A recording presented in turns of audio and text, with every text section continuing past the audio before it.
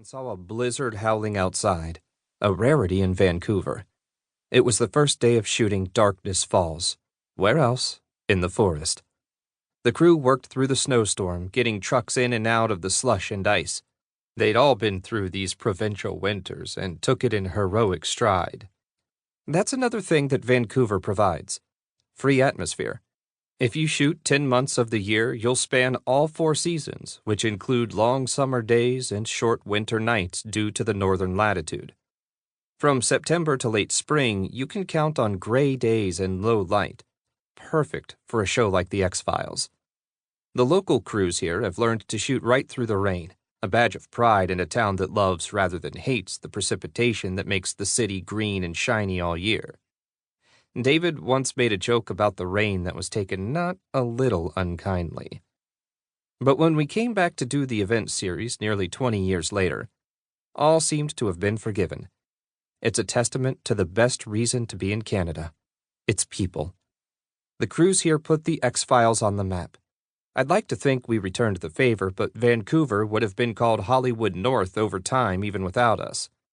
Yet I was reminded of just how gracious Canadians can be when I had dinner with Grace Gilroy recently.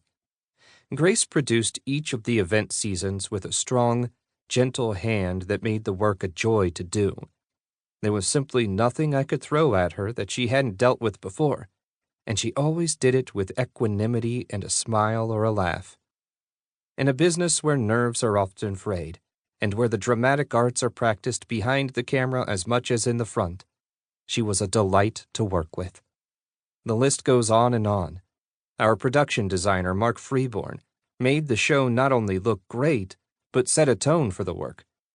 Craig Robleski took his sets and locations and lit them with an artist's eye. Our team created an esprit de corps that made it all more than just another showbiz enterprise. Good work was built on top of the good work that came before it, which is what I'm really here to reflect on as I take my daily walks in the woods.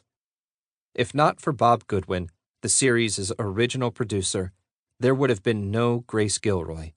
If not for Kim Manners, there would have been no Carol Banker, who directed episode 214, Kitten, and was the second woman director ever on the show. If not for Graham Murray or John Bartley, there would have been no Freeborn or Robleski. They say you can't go home again, and while it's true that this isn't the Vancouver we knew in 1993, it's a place we all think of as home, no matter where our lives have taken us. Jillian, of course, will be forever connected to this place through her daughter, Piper. Like me, David talks about coming back and spending time here apart from the show. It may be because there are some things here that will never change. The natural beauty and the forests are hopefully endless and enduring. I'm often asked about the legacy of the show, but that's really not for me to answer. I'd like to think it lies in the storytelling, the pushing of limits in production value when TV was a brightly lit, budget-minded pursuit. For certain, many careers began their trajectories on The X-Files, though there are but a handful of people who've worked on all 218 episodes of the series. Our composer, Mark Snow, and his right-hand man, Jeff Charbonneau, were there every step of the way. But even David and Jillian weren't in every episode, though they were always absent centers. It's hard to imagine the show going on without them. The mythology of the series has been all-important to the most die-hard fans, and revisiting it through 25 years has been painstaking. Following Mulder and Scully's quest to find the truth, both personally and professionally, made it more than a procedural, from Mulder's search for his sister to the birth of William. Trust no one has been a drumbeat that has never been timelier than now, when truth itself is threatened in a world of fake news and everyday conspiracies. Through 4 presidencies, The X-Files has charted real history.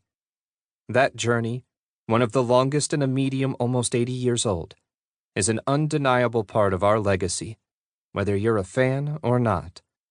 But if you're hearing this, I suppose you must be a fan. And if you're listening to it, know that this book, like the show, is for you.